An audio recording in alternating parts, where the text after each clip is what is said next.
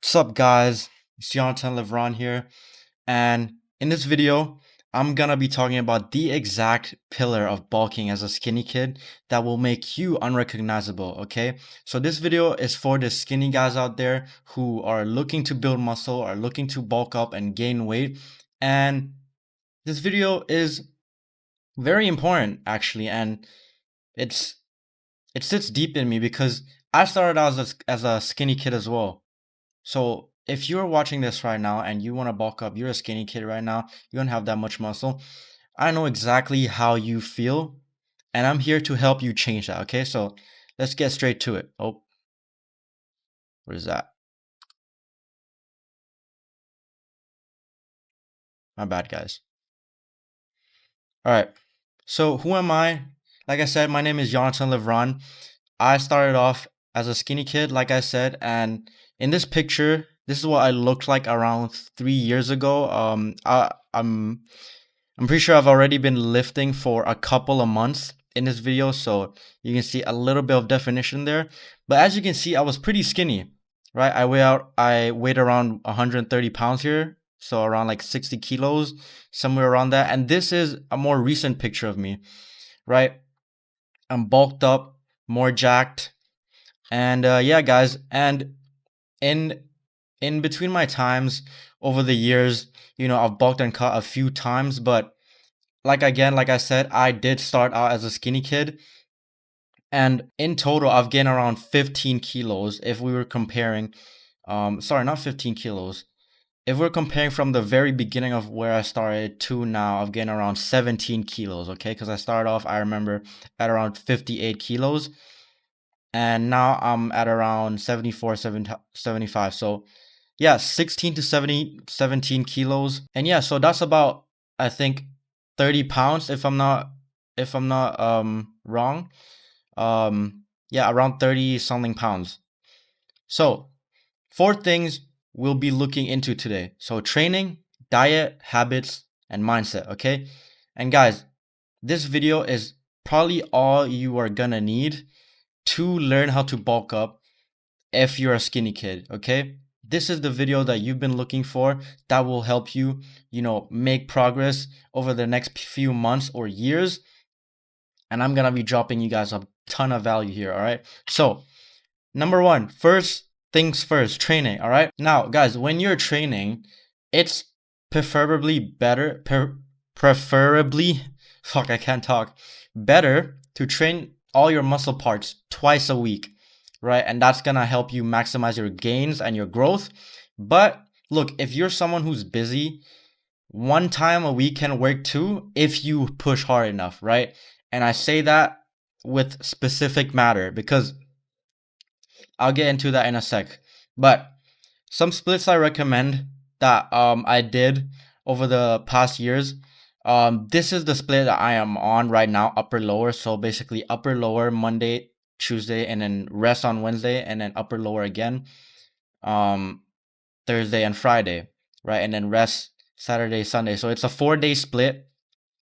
But I was doing this split, the one right under, for a couple of years before I switched to upper lower, which was a pretty recent decision actually, right?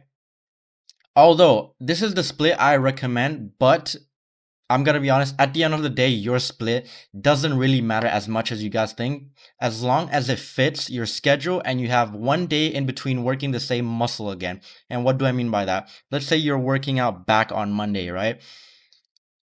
And you should not be working your back again on Tuesday, right? So if you work out your back on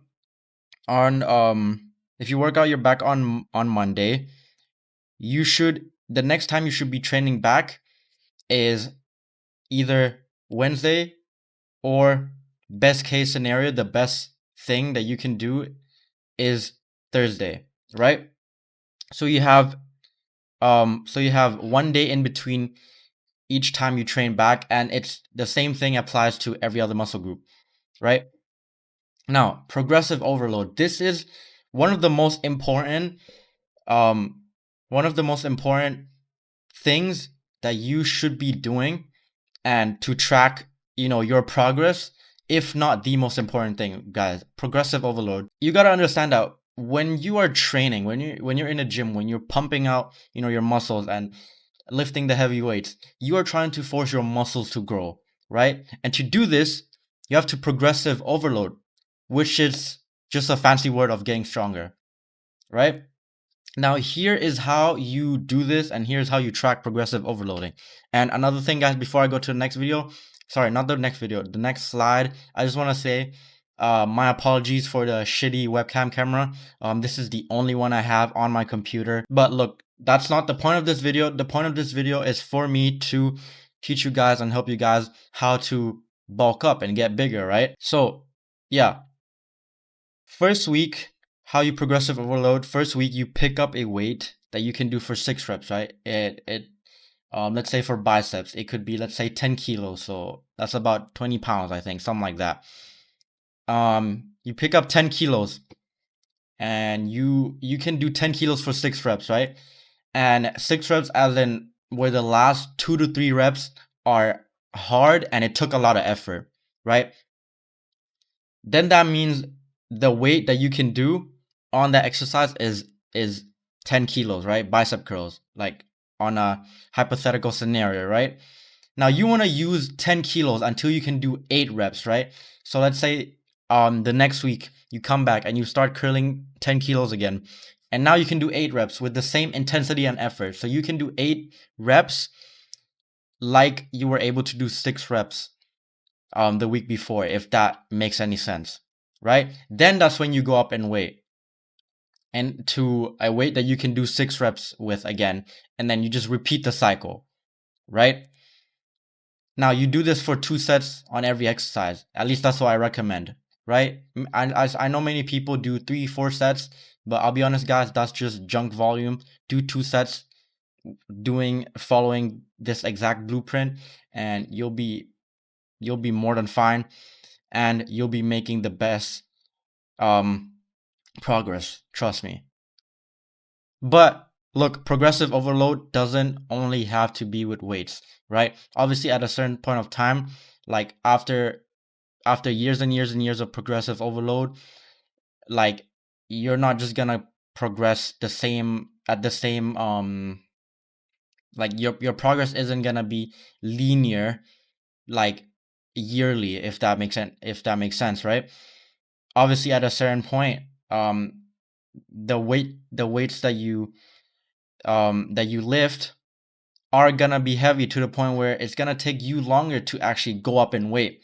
So here are other ways that you can progressive overload, right? It can also be longer time under tension, right? Or just simply doing one more rep, right? Or adding one more rep to the overall exercise. So both sets combined, you were able to do one more rep. So you can do one more rep on one of the sets, right? And that's progressive overload. For example, when you're doing the eccentric movement with the same weight as last week, right? Let's say on the preacher curl, last week you were able to do 40 kilos, let's say, right? You've been training for some time. You've been progressive overloading for months and months and months, and now you're able to do 40 kilos on the preacher curl, right? And the next week you come over, or this week you go back to the gym, you do the same exercise, preacher curl. You were able to do the same weight as last week, but you hold it during the eccentric for 1 second longer on each rep. That's progressive overload because you're putting your muscles through more stress, right? Which is gonna force it to grow. And like I said, doing one more rep on one of the sets, right? You should always be trying to find ways to do more than the week before. That way you can grow. Now, number 2, the second thing that I want to talk about is diet. Now, diet consists of 70% of the progress of you building muscles and your physique and how your physique looks, guys. All right. I know if you're a beginner, hearing that is a very, like, such a wow thing to hear, because you might be thinking this whole time, oh, if you just go to a gym, lift a bunch of heavy weight, you don't build muscles in the gym, okay? You build muscles in the kitchen, right? Now, Listen, guys, the most important and what's gonna determine you gaining weight and muscles, you gotta figure out what your calorie maintenance is and then aim to eat 200 to 300 calories above that, right? So how do you calculate your calorie maintenance? You go to caloriecalculator.com and then you plug in your information, right? Not like, anything private. So like just your height, your age, your weight, activity levels, and then it will show you your calorie maintenance. Now, what you want to do is you want to plug into your calorie tracker app um 300 calories above that. So whatever your calorie maintenance is, so let's say it's 2500, you want to be eating 27 to 2800 calories a day, right? Now, focus on having zero point 0.7 to a gram of protein per pound of body weight, right? So let's say your body weight is 170 pounds, then you would want to eat, on best days, on best case scenario, 170 grams of protein per day, right? And obviously, if you are able to eat over that, that's great. There's nothing wrong with that. Like your liver is not gonna um, die out or whatever you might have heard before. Like, that's not gonna happen. Your fart might stink a little more, but that's just it, right? Now, um, carbs and fats are denser in calories than protein. All right. Now, you want to keep in mind this when you're bulking, because incorporating food that are high in carbs and fat is gonna help you with bulking, and is gonna make bulking a lot easier, right? Now, incorporate ingredients that are high in them in your meals for the extra calories. That's the exact reason why you would want to do that, because like I said, they are denser in calories, right? If you have a meal that consists of a main protein source, but you also have carbs and fat, your meal is gonna be way more denser in calories, and you're gonna be able to consume more calories, which is good for bulking, right? Now, here are some example of animal-based foods that are good for bulking, and that consists of chicken thighs, beef, pork, salmon, and whole eggs, right? And etc. etc. Obviously, there's more to that, but these are the main ones, or at least the ones that I like, right? Now, these animal-based food are good for bulking because they're both high in fat and protein, right? Chicken thigh, right? It's high in protein, but it's the part of the chicken that is the highest in fat as well, right? Beef, right? Pork, salmon, whole eggs. They're also high in healthy fats, right? But also protein, which is just perfect for bulking, right?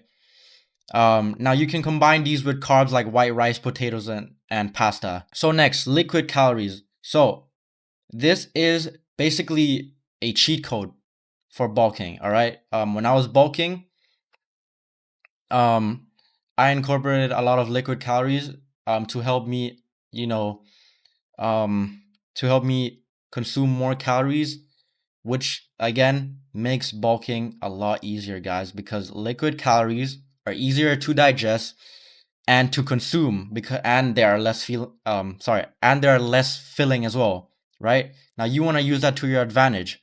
Now these are some ingredients you can add to your liquid calorie shake that will help you bulk up, and these are also um healthy ingredients as well. So like oats, protein powder, milk, banana, mixed berries, peanut butter, and then you just blend them up and then just chug that shit, right?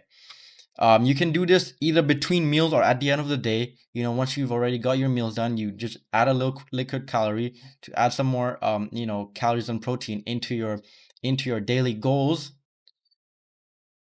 and you're gonna be able to bulk more efficiently and be able to put on weight, way quicker and easier.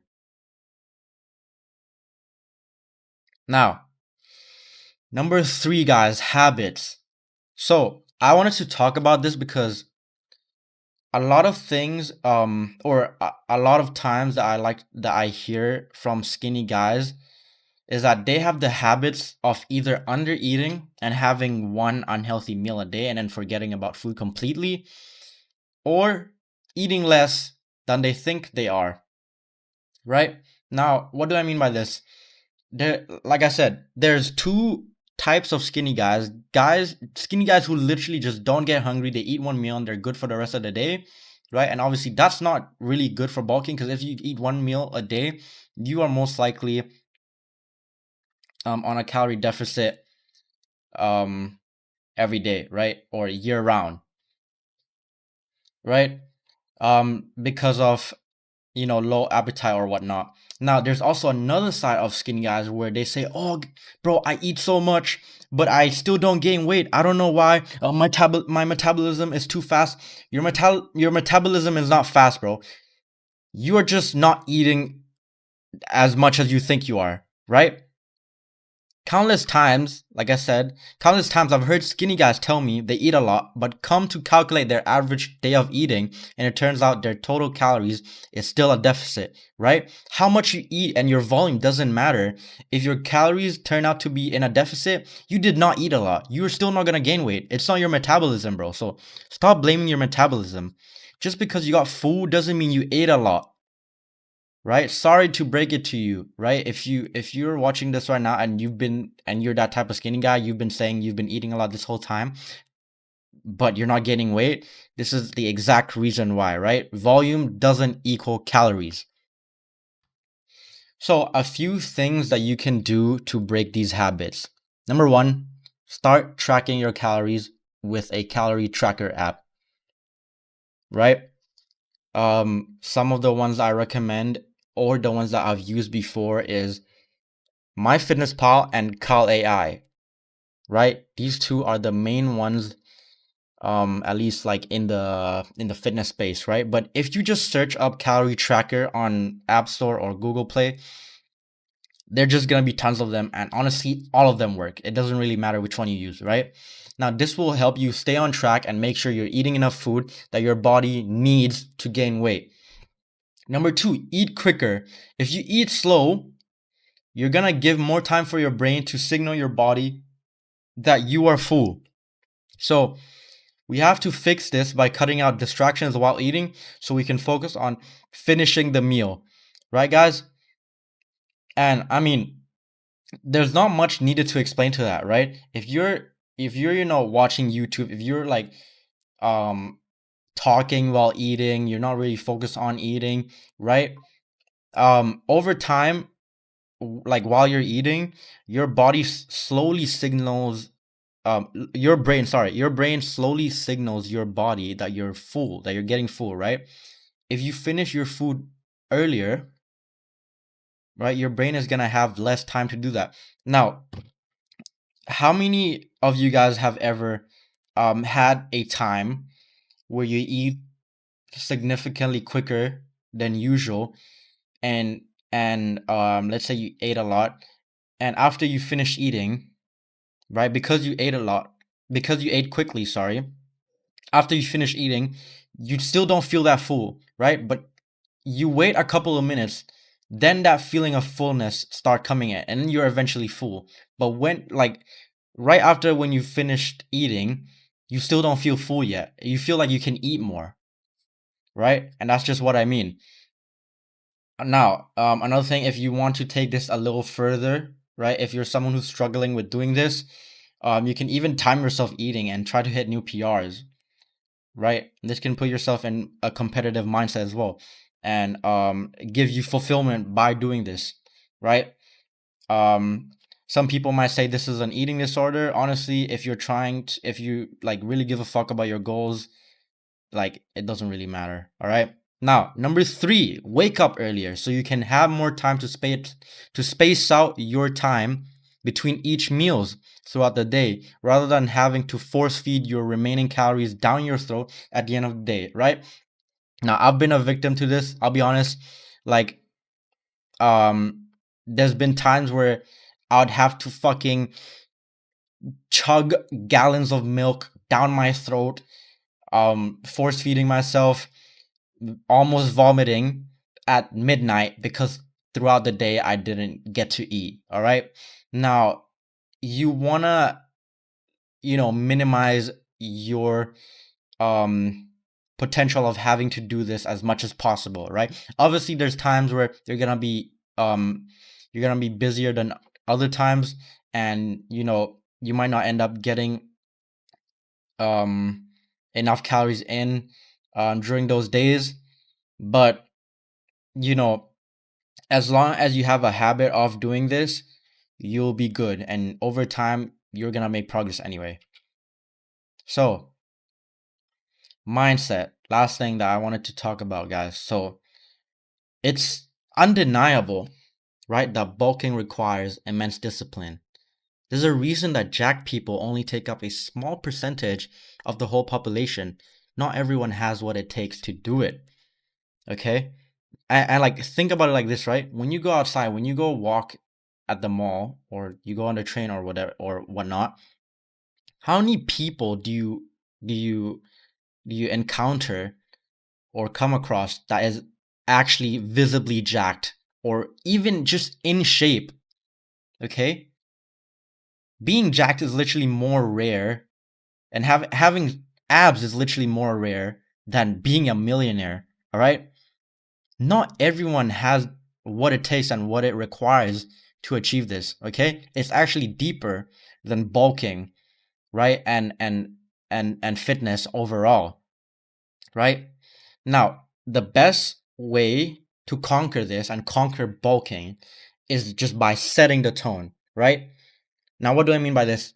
Building muscles, guys, is a naturally slow process. And once you know this, it's gonna be easier when you have this always in mind, right? You are not going to see results immediately, okay? But it's important to have this in mind and already expect that.